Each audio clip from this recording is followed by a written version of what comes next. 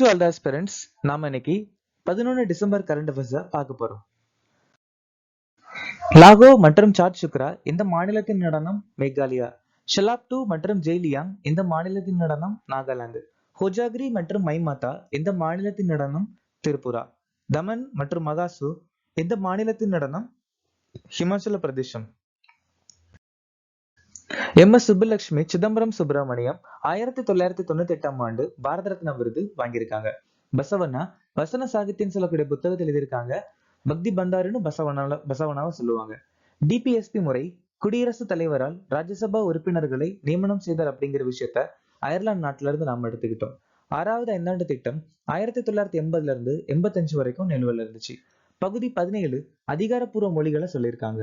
பகாரியா கழகம் 1778ல ராஜா ஜெகநாத் தலைமையில நடந்துச்சு. பஞ்சாப்ல கொண்டாடக்கூடிய பண்டிகை முக்சார் கண்காட்சி, பெச்சின் காலகேந்திர நடத்திய சங்கீத சம்மேளன். CD Ram James Russell CD Rama உருவாக்கி இருக்காரு. PM ஜன் விகாஸ் காரியகரம் சிறுபான்மை அமைச்சகம் 2018ஆம் ஆண்டு அறிமுகப்படுத்தியிருக்காங்க. ராஷ்டிரிய கிராம் சுவராஜ் அபியான் பஞ்சாயத்து அமைச்சகம் 2018. சௌபாகிய யோஜனா மின்சார அமைச்சகம் 2017. பிரதம மந்திரி மாத்ருத்வ வந்தன யோஜனா மகளிர் அமைச்சகம் 2017. பிரதம மந்திரி உஜ்வாலா யோஜனா பெட்ரோலிய அமைச்சகம் 2016. ஸ்டாண்ட் அப் இந்தியா நிதி மற்றும் சமூக நீதி அமைச்சகம் 2016. ரிசர்வ் வங்கியின் நிர்வாக இயக்குநராக நியமிக்கப்பட்டவர் யார்? உஷா ஜானகிராமன். ரிசர்வ் வங்கியின் உத்தரவின்படி வங்கிகள் எத்தனை மொழிகளில் வாடிக்கையாளர் சேவைகளை வழங்க வேண்டும்? 3. ரஷ்யாவின் முதல் ஆப்பிரிக்கா கடற்படை தள ஒப்பந்தத்தை எந்த நாடு அங்கீகரித்தது? சூடான். பிரதமர் ஸ்வநிதி திட்டம் எந்த ஆண்டு வரை நீட்டிக்கப்பட்டுள்ளது? மார்ச் 2030. கர்நாடகாவில் இ ஸ்வஸ்து 2.0 தளத்தை அறிமுகப்படுத்தியவர் யார்? சித்தராமையா. நீதிபதி என்ற புத்தகத்தை எழுதியவர் யார்? அதாவது the judge, Robin Smith. D Y. Chandrachud அரசியலமைப்பு ஏன் முக்கியமானது அப்படின்னு சொல்லக்கூடிய புத்தகத்தை எழுதியிருக்காங்க. டி.என். குஷ்பு மகாத்மா காந்தி மற்றும் சுற்றுச்சூழல்.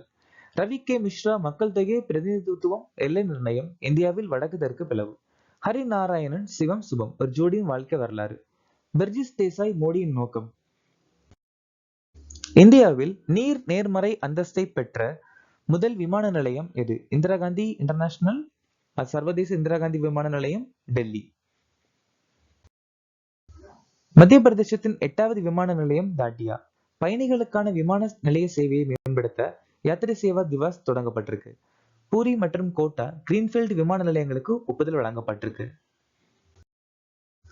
இந்தியாவின் 3வது அணுசக்தி நீர்மூழ்கி கப்பலின் பெயர் என்ன? ஐஎன்எஸ் அரிதமன். இந்தியாவுடைய முதல் நீர்மூழ்கி கப்பல் ஐஎன்எஸ் கல்வாரி 1966 அறிமுகப்படுத்தியிருக்காங்க. ஆதிம வகுப்பு விரைவு ரோந்து கப்பல் ஐசிஜிஎஸ் ஆதம்யா. ஆதிம வகுப்பு விரைந்து ரோந்து கப்பலின் 2வது கப்பல் Indian coast guard ship Axar.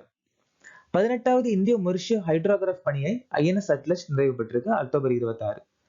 INS Ajit ICGS Aparajit Goa shipyard limited பனாஜில அறிமுகப்படுத்தியிருக்காங்க. ஐஎன்எஸ் அக்ஷக் அப்படின்னு சொல்லக்கூடிய கப்பலை ஜிஆர்எஸ்சி நிறுவனம் கொச்சியில் அறிமுகப்படுத்தியிருக்காங்க. சண்டிகரில் உள்ள டிபிஆர்எல் வசதியில் அதிவேக அமைப்பை எந்த அமைப்பு சோதித்தது? டிஆர்டிஓ. பிரம்மாஸ்திர ஏவுகணை சோதனை பண்ணிருக்காங்க. பிரளய ஏவுகணைய ஏபிஜே அப்துல் கலாம் தீவு ஒடிசால சோதனை பண்ணிருக்காங்க. ஆனந்த் சாஸ்திரா வான் ஏவுகணை அமைப்பு சோதனை பண்ணிருக்காங்க. இந்திய வானொலி மென்பொருள் கட்டமைப்பு தரநிலை பதிப்பு 1.0 சோதனை பண்ணிருக்காங்க.